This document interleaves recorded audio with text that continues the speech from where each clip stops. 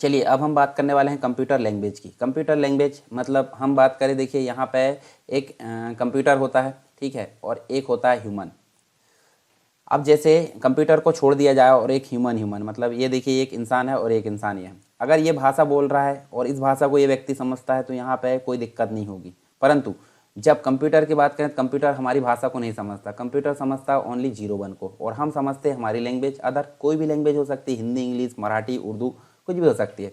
पर हम अगर इससे क्या करना है, इससे अगर बात करना है तो हमको यहाँ पे इसके लिए इसकी लैंग्वेज सीखना पड़ेगा। तो देखिए कंप्यूटर लैंग्वेज अलग होती है और हमारी लैंग्वेज अलग होती है, दोनों के बीच में यहाँ पे हमको विचार के आदान प्रदान करना था, हमको किसकी ज़रूरत पड़ती है, एक लैंग्वेज की। और लैंग्वेज हमको उसकी आना चाहिए जिसको हमको समझाना है, यानी कि कंप्यूटर को समझाना, कंप्यूटर की लैंग्वेज हमको आना चाहिए। तो ये देखिए कंप्यूटर की लैंग्वेज हम देखें तो 0 1 होती है, हमेशा 0 1 होती है, पर हमारी लैंग्वेज हम अलग अलग देख सकते हैं। तो यदि हम बात करें कंप्यूटर की, तो कंप्यूटर की एक अपनी भाषा होती है, कंप्यूटर जिसको समझता है उस पर गणनाएं करता है और परिणाम भी देता है। पर हमको समझने के लिए हमारी सुविधा अनुसार हम अलग लैंग्वेज का यूज़ कर लेते हैं। जैसे प्रोग्रामिंग भाषा कंप्यूटर की भाषा है, जिसे कंप्यूटर के विद्वानों यानी कि जो विशेषज्ञ कंप्यूटर के, उनके द्वारा जो एप्लीकेशन है उनको विकसित करने के लिए डिज़ाइन किया गया है। पारंपरिक जो भाषा उसकी तरह ही प्रोग्रामिंग भाषाओं के लिए अपनी एक व्याकरण होती है, उनके एक वर्ण होते हैं, शब्द होते हैं, वाक्य होते हैं, ये सारी चीज़ हमको देखने को मिलती है। तो प्रोग्रामिंग लैंग्वेज जो होती है हम देख सकते हैं यहाँ पे, देखिए प्रोग्रामिंग लैंग्वेज हमको दो प्रकार की देखने को मिलती है, एक तो लो लेवल प्रोग्रामिंग लैंग्वेज देखने को मिलती है और एक हाई लेवल। तो लो लेवल प्रोग्रामिंग लैंग्वेज ऐसी लैंग्वेज थी जो सबसे शुरुआती दृष्टि की थी, मतलब एक 0 1 थी जिस पर कंप्यूटर काम करता है, तो इसको बोला जाता है मशीन लैंग्वेज, और इसी को बोला जाता है यहाँ पे बाइनरी लैंग्वेज। ठीक है, बाइनरी लैंग्वेज मतलब यहाँ अगर देखें तो देखिए यहाँ पे जो बाइनरी लैंग्वेज है, बाइनरी लैंग्वेज मतलब मशीन लैंग्वेज, और मशीन लैंग्वेज यहाँ हमको जो है विभिन्न प्रकार के यानी 0 1 0 1 1 1 0 इस प्रकार की भाषा में जो लिखी जाती थी वो बाइनरी लैंग्वेज, यानी कि मात्र 2 अंकों के बेस थी। बाइनरी कोड जो डिजिटल कोड होता उसके बेस पर ये काम करती थी। जो बाइनरी निर्देश बाइनरी कोड होते हैं उसमें दिया जाता है, मतलब इस लैंग्वेज में जो काम किया जाता है, और इसको मशीन भाषा भी बोलते हैं।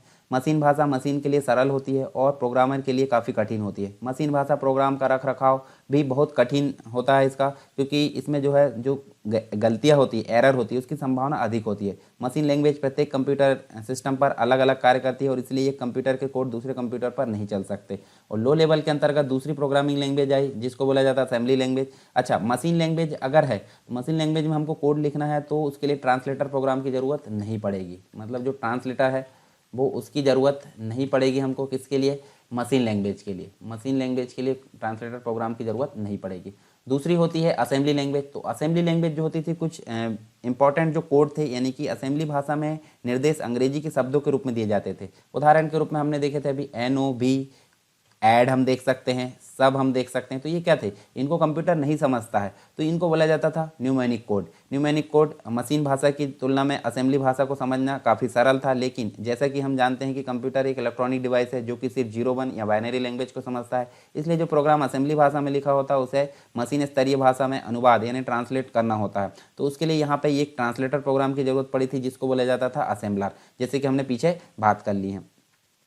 उसके बाद जब इन लैंग्वेज में काम करना काफ़ी कठिन होता था तो प्रोग्रामर के जो कंप्यूटर विशेषज्ञ उनके द्वारा एक ऐसी नई लैंग्वेज बनाई गई जो कि इंसान के समझने के लिए काफ़ी लाभदायक थी। इनको बोला जाता था हाई लेवल लैंग्वेज, और इसके अंतर्गत हमको बेसिक देखने को मिलता है, सी लैंग्वेज देखने को मिलता है, ठीक है। और यहाँ पे देखिए C++ देखने को मिलता है, कोबोल है, फोर्टान है, जावा, इन सभी चीज़ों को हम देख सकते हैं। तो हाई लेवल लैंग्वेज सुविधाजनक होने के लक्षणों को ध्यान में रखकर बनाई गई है, और इसका अर्थ है कि मशीन भाषा पर ये जो है भाषा मशीन पर निर्भर करती है। ये भाषा अंग्रेजी भाषा के कोड जैसे होती है, इसलिए कोड करना काफ़ी आसान होता है। इसके लिए एक ट्रांसलेटर की आवश्यकता होती है जो उच्च स्तरीय भाषा के प्रोग्राम को मशीन कोड में ट्रांसलेट करता है। उदाहरण के लिए फोर्टान है, बेसिक है, कोबोल है, पास्कल है, सी है, C++ है, जावा है, विजुअल बेसिक है, विजुअल बेसिक .NET है, HTML जो है वो प्रोग्रामिंग लैंग्वेज तो नहीं है, परंतु उसमें जो है एक प्रकार से वेब पेज डिज़ाइन की लैंग्वेज है वो सन स्टूडियो है, ये सभी जो है। और इसके अंतर्गत हमको 3rd जनरेशन और 4th जनरेशन की लैंग्वेज देखने को मिलती है, ठीक है। तो यहाँ देखिए 3rd जनरेशन की लैंग्वेज अगर देखें तो हमको देखने मिलता है 3rd जनरेशन पहली भाषाएं थी जिन्होंने प्रोग्रामरों को मशीन तथा असेंबली भाषाओं में प्रोग्राम लिखने से आज़ाद किया। और तृतीय पीढ़ी यानी 3rd जनरेशन की भाषा मशीन पर आश्रित नहीं थी, मतलब उस पर निर्भर नहीं थी, इसलिए प्रोग्राम लिखने के लिए मशीन आर्किटेक्चर को समझने की ज़रूरत नहीं थी। इसके अतिरिक्त प्रोग्राम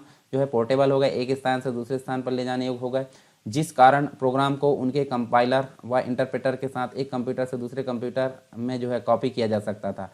तीसरी जनरेशन की जो अत्यधिक पीढ़ी मतलब प्रचलित जो लैंग्वेज है फोर्टान है, बेसिक है, कोबोल है, पास्कल है, C++, ये हमको देखने को मिलता है। यदि आप एमपीपीसी और व्यापम संबंधी एग्जाम की तैयारी कर रहे हैं तो अनअकैडमी में आपको लेकर आया बहुत ही आकर्षक फ्री प्लान के अंतर्गत आपको मिलती है वीकली 500 ज़्यादा फ्री लाइव क्लासेस और डाउट क्लियरिंग सेशन भी यहाँ पे मिलेंगे, और फ्री लाइव क्विज यहाँ पे चलेगी, 20 से ज़्यादा क्वेश्चन यहाँ पे कवर कराए जाएंगे। वीकली मॉक टेस्ट यहाँ पे चलते हैं जो कि फ्री है, और करंट अफेयर्स का डेली अभ्यास कराया जाता है। 20 क्वेश्चन यहाँ पे होते हैं, 20 मिनट का आपको आंसर देना होता है, रोजाना 7 बजे इसका अभ्यास होता है। इसके लिए आपको करना क्या है, इसके लिए आपको अनअकैडमी का लर्निंग ऐप डाउनलोड करना है और यहाँ पे एमपीपीएससी और व्यापम संबंधित गोल चूज करके यहाँ पे आपको प्रोमो कोड डालना है सरकार 10 प्रोमो कोड डालने के बाद ही आप इस प्लान को अनलॉक कर सकते हैं। इसके साथ ही साथ आपको मिलेगा एक्सक्लूसिव ऑन अनअकैडमी। आप यहाँ पे एमबी के बेस्ट फैकल्टी से जी के यहाँ पे पढ़ सकते हैं, और ये चालू हो चुका है 11 फरवरी से। एमबीबीएससी प्रीलिम्स 2020 की चैंपियनशिप यहाँ चल रही है, और चैंपियनशिप के अंतर्गत जो स्टूडेंट यहाँ पे टॉप रैंकर रहेंगे, टॉप 3 रैंकर रहेंगे, उनको 1 मंथ का सब्सक्रिप्शन फ्री मिलेगा अनअकैडमी की तरफ से, और अचीवर बैच आप ज्वाइन कर सकते हैं। यदि आपको एमपीबीएससी का संपूर्ण मार्गदर्शन चाहिए तो यहाँ पे 11 फरवरी से ये क्लासेस शुरू हो चुकी है, और डेली यहाँ पे अलग अलग समय पर यहाँ पे क्लासेस चल रही है। इसके साथ यदि आप प्लस सब्सक्रिप्शन लेना चाहते हैं तो इसका बेनिफिट मैं आपको बता दूँ, 60 दिनों का यहाँ पे लाइव क्रैश कोर्स यहाँ पे है, और लाइव एमसीक्यू की रिवीजन बैच यहाँ पे चल रहा है, रिकॉर्डेड बैच यहाँ पे, लाइव डाउट क्लियरिंग सेशन यहाँ पे चलेंगे, पीडीएफ आपको मिलेंगे जो लेक्चर आपको शो किए जाएंगे या आप जो लेक्चर पढ़ेंगे बेस्ट फैकल्टी के द्वारा यहाँ पे आपको मार्गदर्शन होगा, और 20 से ज़्यादा मॉक टेस्ट यहाँ पे प्रैक्टिस कराए जाएंगे, 20 से ज़्यादा क्वेश्चन यहाँ पे प्रैक्टिस कराए जाएंगे। प्लस सब्सक्रिप्शन लेने के लिए आपको अनअकैडमी के लर्निंग ऐप में जाना होगा, और यहाँ पे एमपीपीएससी और अपना संबंधित गोल चूज करके प्लस सब्सक्रिप्शन में गेट सब्सक्रिप्शन ऑप्शन में आपको जा करके यहाँ पे इस प्रकार का इंटरफेस आपको दिखेगा, और अपने प्लान के अनुसार आप अपनी सुविधा के अनुसार इन प्लान को चूज कर सकते हैं। और यहाँ पे सरकार 10 प्रोमो कोड डालिए, इससे आपको 10% तक का डिस्काउंट यहाँ पे मिल सकता है। तो देर किस बात की, डाउनलोड कीजिए अनअकैडमी का लर्निंग ऐप और let's crack it. Fourth generation की जो लैंग्वेज थी, देखिए तीसरी जनरेशन जो थर्ड जनरेशन थी उससे काफ़ी अधिक सरल थी, और इसके अंतर्गत विजुअल वातावरण या GUI पर बेस्ड काम किया गया। टेक्सचुअल वातावरण होता था तीसरी जनरेशन में, परंतु यहाँ पे विजुअल पर भी काम किया गया, और सोर्स कोड को निर्मित प्रोग्रामर सोर्स कोड को निर्मित करने के लिए अंग्रेजी शब्दों का प्रयोग किया जाने लगा। चौथी पीढ़ी यानी कि चतुर्थ जो फोर्थ जनरेशन, उसकी भाषाओं के जो एक पंक्ति का जो कथन है तीसरी पीढ़ी में 8 पंक्तियों के बराबर होता था। यहाँ विजुअल जो एनवायरनमेंट है वो देखने को मिला, बटन है, टेक्स्ट से संबंधित ड्रैग एंड ड्रॉप है, मतलब एक आईडी का एनवायरनमेंट यहाँ मिलने लगा, जैसे कि माइक्रोसॉफ्ट विजुअल स्टूडियो, जावा स्टूडियो, इन सभी की जो है यहाँ पे सुविधा देखने को मिली। इसके अलावा कुछ हाई लेवल लैंग्वेज है जिसके जानने से पहले हम देख लेते हैं जो चौथी जनरेशन थी यानी कि फोर्थ जनरेशन, उसकी कुछ लाभ है। चतुर्थ पीढ़ी की जो भाषा उसको सीखना सरल था, तथा इसमें कंप्यूटर का जो मतलब इसमें सॉफ्टवेयर का विकास करना आसान था। चौथी पीढ़ी की जो भाषा उसमें टेक्सचुअल इंटरफेस के साथ साथ ग्राफिकल इंटरफेस भी होता था। प्रोग्रामरों के लिए चतुर्थ पीढ़ी यानी कि फोर्थ जनरेशन की भाषाओं में विकल्प उपलब्ध रहते क्योंकि इसकी संख्या काफ़ी बड़ी थी। फोर्थ जनरेशन की भाषाओं में जो प्रोग्रामिंग है कम स्थान लेती थी, क्योंकि इस जनरेशन की भाषा की जो एक पंक्ति है पहली जो जनरेशन थी उसमें कई पंक्तियों के बराबर थी, और चौथी जनरेशन में भाषा को उपलब्धता काफ़ी कठिन थी। अब इसके कुछ घाटा भी हो सकते हैं यानी कि हानि भी हो सकती है। तो फोर्थ जनरेशन की जो भाषाएं थी काफ़ी कॉन्फ़िगरेशन मांगती थी, ठीक है, कंप्यूटर के अंतर्गत विशेषज्ञता की ज़्यादा ज़रूरत पड़ती थी और बड़ी श्रृंखला में उपलब्ध थी, ठीक है। तो ये हम देख सकते हैं। कुछ फोर्थ जनरेशन की लैंग्वेज देख लेते हैं, जैसे ये तो फोर्थ जनरेशन की नहीं, हाई लेवल लैंग्वेज है टोटल, मतलब तीसरी और चौथी दोनों जनरेशन की। तो फोर्ट्रान को फार्मूला ट्रांसलेशन बोला जाता है, और ये पहली हाई लेवल लैंग्वेज माना जाता है जिसका प्रयोग वैज्ञानिक इंजीनियरिंग द्वारा गणितीय सूत्रों को आसान करने के लिए किया गया था, ठीक है। फोर्ट्रान बीजगणितीय एल्जेब्रा पर आधारित लैंग्वेज है। 1996 में आंसी यानी कि अमेरिकन नेशनल स्टैंडर्ड इंस्टीट्यूट ने फोर्ट्रान लैंग्वेज को स्टैंडर्डाइजेशन का जो सर्टिफिकेट है वो यहाँ पर प्रदान किया था। लोगों की अगर बात करें तो लोगो यानी कि ये जो लोगो लैंग्वेज है अमेरिका के सिमोर पेपर्ट द्वारा डेवलप की गई थी। इस लैंग्वेज का उपयोग कम उम्र के बच्चों के द्वारा ड्राइंग, ग्राफिक्स आदि के लिए यहाँ पे कंप्यूटर में शिक्षा देने के लिए किया जाता है। कोबोल का फोर्ट्रान है फुल फॉर्म, कोबोल का जो फुल फॉर्म है कॉमन बिजनेस ओरिएंटेड लैंग्वेज होता है, और यह एक व्यावसायिक कार्यों के लिए प्रयोग की जाने वाली लैंग्वेज है। कोबोल लैंग्वेज में कॉमन एंड जो सेंटेंस स्ट्रक्चर होते हैं वो इंग्लिश लैंग्वेज के समान होते हैं, और इस लैंग्वेज को पैराग्राफ डिवीज़न और जो यहाँ पे देखें तो इस लैंग्वेज के अंतर्गत मतलब हम देखें तो अलग अलग सेक्शन में बांटा जा सकता है। इसे जो है हाँ यहाँ देखें तो इसे आंसी यानी कि जो अमेरिकन नेशनल स्टैंडर्ड इंस्टीट्यूट है कोबोल कंपाइलर के साथ किसी कंप्यूटर सिस्टम पर चलाया जा सकता है। कोबोल का एक edition visual COBOL object oriented programming जिसे ओप्स बोला जाता है ये देखने को मिलता है। बेसिक को बोला जाता है beginners all purpose symbolic instruction code, और यह एक लोकप्रिय व सरल लैंग्वेज है जिसका विकास 1964 में किया गया था प्रोफेसर जॉन कैमिनी के द्वारा। तथा थॉमस कोट्स के द्वारा। यह पर्सनल कंप्यूटर में प्रयोग की जाने वाली पहली हाई लेवल लैंग्वेज है। इसका प्रयोग गणितीय और व्यावसायिक दोनों कार्यों के लिए किया जाता है। इसकी सरलता के कारण इसका प्रयोग जो है ट्रेनी मतलब जो ट्रेनिंग लेते हैं उनको लैंग्वेज का कॉन्सेप्ट समझाने के लिए किया जाता है। यह विश्व में सबसे अधिक प्रयोग होने वाली जो है प्रोग्रामिंग लैंग्वेज है। माइक्रोसॉफ्ट द्वारा विकसित की गई क्विक बेसिक तथा विजुअल बेसिक एक लोकप्रिय ऑब्जेक्ट ओरिएंटेड प्रोग्रामिंग लैंग्वेज है। इसके अलावा हम बात करें यहाँ पे किसकी, पास्कल की। तो पास्कल की अगर बात करें तो इस लैंग्वेज का जो विकास है 1971 में स्विट्जरलैंड के प्रोफेसर निकोलस बिर्थ इनके द्वारा किया गया था और इसका नाम जो है कंप्यूटर के जनक कहे जाने वाले ब्लेज पास्कल के नाम पर रखा गया है।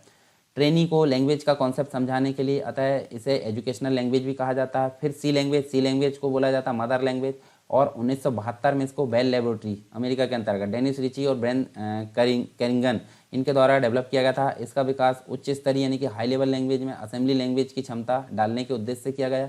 यह सामान्य कार्य के लिए प्रयुक्त लैंग्वेज है। इसमें सोर्स प्रोग्राम छोटा और संक्षिप्त लिखा जाता है। इसका कंपाइलर जो है सभी प्रकार के कंप्यूटर में कार्य कर सकता है। ठीक है, इसके अलावा हम बात करें यहाँ पे किसकी, C++ की। C का ही एडवांस रूप है। C के बाद एडवांस C आया था ग्राफिक्स प्रोग्रामिंग, फिर उसके बाद C++ आया। तो C++ एक ऑब्जेक्ट C तो प्रोसीजर ओरिएंटेड प्रोग्रामिंग थी और C++ ऑब्जेक्ट ओरिएंटेड प्रोग्रामिंग यानी कि ओप्स आधारित लैंग्वेज है। यह बोलचाल की अंग्रेजी लैंग्वेज के करीब है, हालांकि यह लैंग्वेज संक्षिप्त और सशक्त है और यह एक कठिन लैंग्वेज है। यूनिक्स ऑपरेटिंग सिस्टम यानी C लैंग्वेज में लिखा गया पहला प्रोग्राम काफ़ी महत्वपूर्ण प्रोग्राम है। क्या जावा भी एक प्रकार की जो है रिमोट आधारित, मतलब जैसे रिमोट होते हैं ना, रिमोट है इंटरनेट के प्रोग्राम, छोटे छोटे एप्लेट्स हैं, उनको डिज़ाइन करने के लिए यहाँ पे इसको डेवलप किया गया था और ये एक हाई लेवल लैंग्वेज है और सन माइक्रो सिस्टम के द्वारा इसको डेवलप किया गया था, परंतु अभी वर्तमान में ओरेकल के अंदर ये शामिल हो गया। जेम्स गोसलिन के द्वारा इसको डेवलप किया गया था। C++ की तरह ऑब्जेक्ट ओरिएंटेड प्रोग्रामिंग लैंग्वेज है, लेकिन यह उसकी अपेक्षा छोटी और सरल है। इसका विकास मुख्य रूप से इंटरनेट में उपयोग की जाने वाली इंटरनेट में उपयोग किया गया। इसका प्रयोग जो है इलेक्ट्रॉनिक कंज्यूमर प्रोडक्ट यानी कि टीवी के रिमोट हो गया, टेलीफोन हो गया, इन सभी के प्रोग्राम को लिखने के लिए, एनिमेशन आधारित, वेब आधारित, ट्यूटोरियल, गेम्स है, इन सभी के विकास के लिए इसका प्रयोग किया जाने लगा। इस लैंग्वेज में कंपाइल किया गया जो कोड है वो मशीन भाषा पर निर्भर नहीं करता यानी कि स्वतंत्र होता है। ठीक है, प्लेटफॉर्म इंडिपेंडेंट कोड जिसे बोलते हैं। फिर एक हो गई एल्गोरिदम लैंग्वेज जिसको बोला जाता है। इस हाई लेवल लैंग्वेज का प्रयोग एल्जेब्रा यानी बीजगणित कैलकुलेशन में किया जाता है। फिर उसके बाद कोमल यानी कि एक प्रकार कॉमन एल्गोरिदम लैंग्वेज इसको बोला जाता है। मध्य स्तरीय यानी कि मीडियम जो लेवल है उसके छात्रों के प्रयोग के लिए लैंग्वेज विकसित की गई थी। प्रोलॉग प्रोग्रामिंग इन लॉजिक 1972 में फ्रांस में इसको डेवलप किया गया था। इसमें जो है समस्याओं के समाधान में तर्क की प्रधानता दी जाती है। इसे आर्टिफिशियल इंटेलिजेंसी एवं लॉजिकल प्रोग्रामिंग में प्रयोग किया जाता है। इसका C# की अगर बात करें, C# हैज़ बोला जाता है। C++ और C दोनों के गुण हैं, उनको इकट्ठा करके यहाँ इसको बनाया गया। ऑब्जेक्ट ओरिएंटेड प्रोग्रामिंग है एक, और जिसका विकास माइक्रोसॉफ्ट ने इंटरनेट में प्रयोग के लिए किया गया। लैंग्वेज यूरोपियन जो लैंग्वेज है यूरोपियन कंप्यूटर मैन्युफैक्चरिंग एसोसिएशन जिसे ECMA बोला जाता था, इंटरनेशनल स्टैंडर्ड ऑर्गेनाइजेशन ISO इसके मानकों द्वारा मान्यता प्रदत्त है। RPG रिपोर्ट प्रोग्राम जनरेटर, यह सामान्य व्यावसायिक कार्यों तथा द्वारा जो है प्राप्त रिपोर्ट को आउटपुट के रूप में प्रस्तुत करने के लिए बनाई गई लैंग्वेज है और ये एक सरल लैंग्वेज है जिसका प्रयोग छोटे व्यावसायिक कंप्यूटर में किया जाता है। इस लैंग्वेज का विकास IBM कंपनी में किया गया था। लिस्प की अगर बात करें तो लिस्ट प्रोसेसिंग इसको बोला जाता है। इसका विकास आपको 1959 में देखने को मिलता है जॉन मैकार्थी के द्वारा इसको जो है आर्टिफिशियल इंटेलिजेंस के प्रयोग में किया गया था। यह एक फंक्शनल प्रोग्रामिंग लैंग्वेज है जिसका प्रयोग गैर सांख्यिकी डाटा यानी कि नॉन स्टैटिस्टिकल डेटा के लिए प्रोसेसिंग के लिए किया गया। यह आर्टिफिशियल इंटेलिजेंस में प्रयुक्त सर्वाधिक लोकप्रिय लैंग्वेज मानी जाती है। कुछ एडवांटेजेस देखिए, ये तो हमने देख ली हैं, डिसएडवांटेजेस भी हमने देख ली। एक बार हम देख लेते हैं हमने क्या क्या चीज़ें यहाँ पे पढ़ ली है लैंग्वेज के अंतर्गत। तो देखिए हमने बात करें हैं कंप्यूटर लैंग्वेज। कंप्यूटर लैंग्वेज होती क्या है वो हमने यहाँ पे देखें। ठीक है, किस प्रकार कंप्यूटर लैंग्वेज काम करती है इसके बारे में कुछ बेसिक चीज़ें जाने। प्रोग्रामिंग लैंग्वेज इसको बोला जाता है। इसके अंतर्गत दो चीज़ें हमने देखे, एक लो लेवल प्रोग्रामिंग लैंग्वेज देखे, हाई लेवल। लो लेवल के अंतर्गत मशीन लैंग्वेज आती है, असेंबली लैंग्वेज आती है। मशीन में ट्रांसलेटर की ज़रूरत नहीं पड़ती, असेंबली में ट्रांसलेटर की ज़रूरत पड़ती है जिसे असेंबलर बोला जाता है। हाई लेवल में आपको ट्रांसलेटर की ज़रूरत पड़ती है जिसके अंतर्गत बेसिक है, C है, C++ है, कोबोल है, फोर्टान है, जावा और कुछ अन्य जो हमने देख चुके हैं। तो बेसिक जो कुछ प्रोग्रामिंग लैंग्वेज है जिसमें सिर्फ कंपाइलर की ज़रूरत पड़ती है और कुछ में आपको इंटरप्रेटर की ज़रूरत देखने को मिलेगी।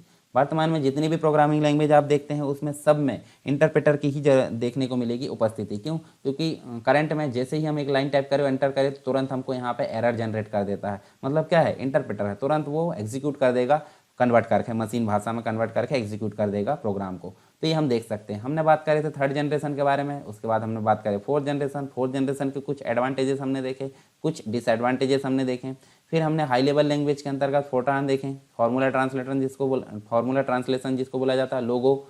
इसके बाद हमने कोबोल देखे, common business oriented language. BASIC देखे, beginners, all purpose, symbolic, instruction code.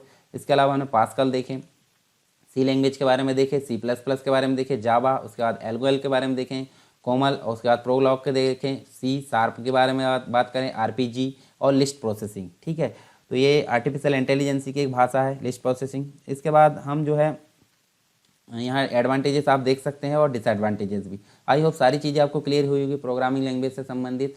आप टेलीग्राम चैनल को ज्वाइन कर सकते हैं और उसके बाद आप एंड्रॉयड एप्लीकेशन जो है प्ले स्टोर से डाउनलोड करके इंस्टॉल कर सकते हैं, सरकार स्टडी बेस एजुकेशन। तो चलिए यहाँ पे हमारा जो है सारी चीज़ें कंप्लीट हो जाती है किससे संबंधित। जो देखिए एक चीज़ आपकी यहाँ भी जो है, मतलब जो आपका MPPSC मेंस है, मेंस के अंतर्गत आपको ये कंप्लीट रूप से सिलेबस देखने मिलता है कंप्यूटर का। तो उसमें 4th यूनिट है थर्ड पेपर में, तो उसकी ये कंप्लीट हो जाती है ये जो टॉपिक है, और अन्य टॉपिक भी इसके साथ में आपको मिल जाएंगे। ठीक है, सारे टॉपिक। यदि आप MPPC और व्यापम संबंधी एग्जाम की तैयारी कर रहे हैं तो अनअकैडमी आपको लेकर है बहुत ही आकर्षक फ्री प्लान के अंतर्गत आपको मिलते हैं वीकली 500 से ज़्यादा फ्री लाइव क्लासेस और डाउट क्लियरिंग सेशन भी यहाँ पे मिलेंगे। और फ्री लाइव क्विज यहाँ पे चलेगी, 20 से ज़्यादा क्वेश्चन यहाँ पे कवर कराए जाएंगे। वीकली मॉक टेस्ट यहाँ पे चलते हैं जो कि फ्री है, और करंट अफेयर्स का डेली अभ्यास कराया जाता है। 20 क्वेश्चन यहाँ पे होते हैं, 20 मिनट का आपको आंसर देना होता है। रोजाना 7 बजे इसका अभ्यास होता है। इसके लिए आपको करना क्या है, इसके लिए आपको अनअकैडमी लर्निंग ऐप डाउनलोड करना है और यहाँ पे MPPSC और व्यापम संबंधित गोल चूज करके यहाँ पे आपको प्रोमो कोड डालना है सरकार 10 प्रोमो कोड डालने के बाद ही आप इस प्लान को अनलॉक कर सकते हैं। इसके साथ ही साथ आपको मिलेगा एक्सक्लूसिव ऑन अनअकैडमी। आप यहाँ पे MB के बेस्ट फैकल्टी से जी के यहाँ पे पढ़ सकते हैं, और ये चालू हो चुका है 11 फरवरी से। MPPSC प्रीलिम्स 2020 की चैंपियनशिप यहाँ चल रही है, और चैंपियनशिप के अंतर्गत जो स्टूडेंट यहाँ पे टॉप रैंकर रहेंगे, टॉप 3 रैंकर रहेंगे, उनको 1 मंथ का सब्सक्रिप्शन फ्री मिलेगा अनअकैडमी की तरफ से। और अचीवर बैच आप ज्वाइन कर सकते हैं यदि आपको MPPSC का संपूर्ण मार्गदर्शन चाहिए। तो यहाँ पे 11 फरवरी से ये क्लासेस शुरू हो चुकी है और डेली यहाँ पे अलग अलग समय पर यहाँ पे क्लासेस चल रही है। इसके साथ यदि आप प्लस सब्सक्रिप्शन लेना चाहते हैं तो इसका बेनिफिट मैं आपको बता दूँ, 60 दिनों का यहाँ पे लाइव क्रैश कोर्स यहाँ पे है, और लाइव MCQ की रिवीजन बैच यहाँ पे चल रहा है, रिकॉर्डेड बैच यहाँ पे, लाइव डाउट क्लियरिंग सेशन यहाँ पे चलेंगे, PDF आपको मिलेंगे जो लेक्चर आपको शो किए जाएंगे या आप जो लेक्चर पढ़ेंगे बेस्ट फैकल्टी के द्वारा यहाँ पे आपको मार्गदर्शन होगा, और 20 से ज़्यादा मॉक टेस्ट यहाँ पे प्रैक्टिस कराए जाएंगे, 20 से ज़्यादा क्वेश्चन यहाँ पे प्रैक्टिस कराए जाएंगे। प्लस सब्सक्रिप्शन लेने के लिए आपको अनअकैडमी के लर्निंग ऐप में जाना होगा, और यहाँ पे MPPSC और अपना संबंधित गोल चूज करके प्लस सब्सक्रिप्शन में गेट सब्सक्रिप्शन ऑप्शन में आपको जा करके यहाँ पे इस प्रकार का इंटरफेस आपको दिखेगा, और अपने प्लान के अनुसार आप अपनी सुविधा के अनुसार इन प्लान को चूज कर सकते हैं। और यहाँ पे सरकार 10 प्रोमो कोड डालिए, इससे आपको 10% तक का डिस्काउंट यहाँ पे मिल सकता है। तो देर किस बात की, डाउनलोड कीजिए अनअकैडमी का लर्निंग ऐप और लेट्स क्रैक इट।